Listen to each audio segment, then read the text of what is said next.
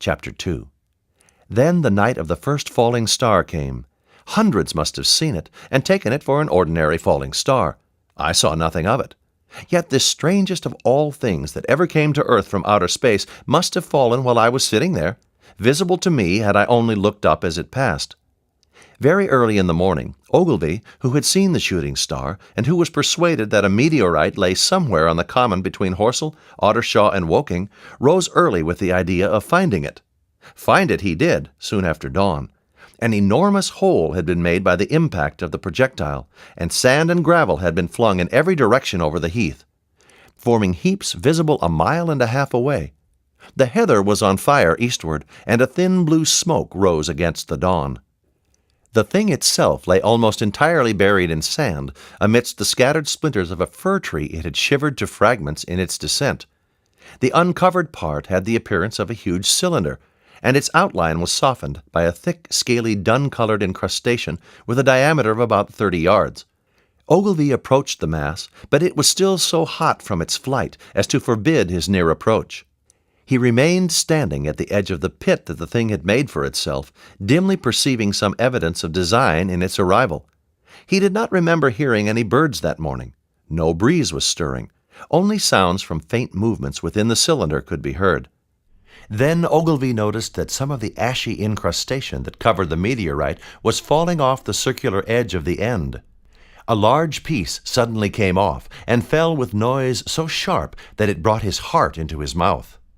Although the heat was excessive, Ogilvy clambered down into the pit so as to see the thing more clearly.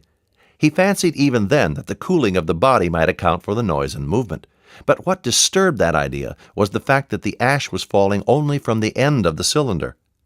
Then Ogilvy noticed that the circular top of the cylinder was rotating on its body very slowly.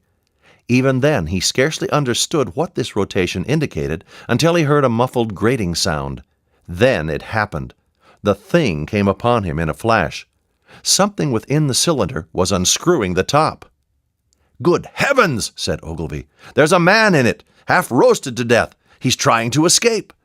The thought of the confined creature was so dreadful to him that he forgot the heat and went forward to help turn.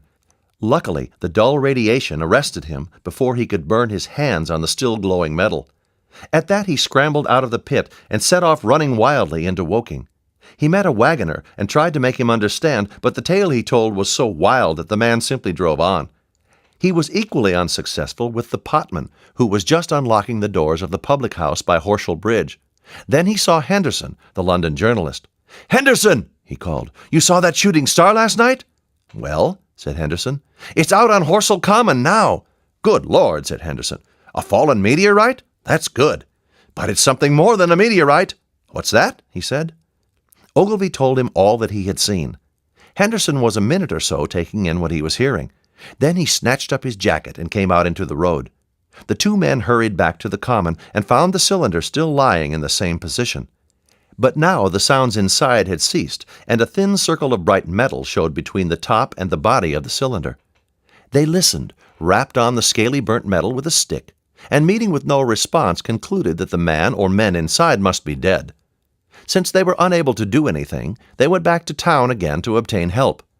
Henderson went into the railway station at once to telegraph the news to London.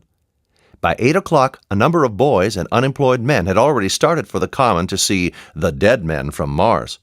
That was the form the story took. I heard of it first from my newspaper boy at about 8:45 when I went out to get my daily chronicle. I was naturally startled and lost no time in going back to the sand pits.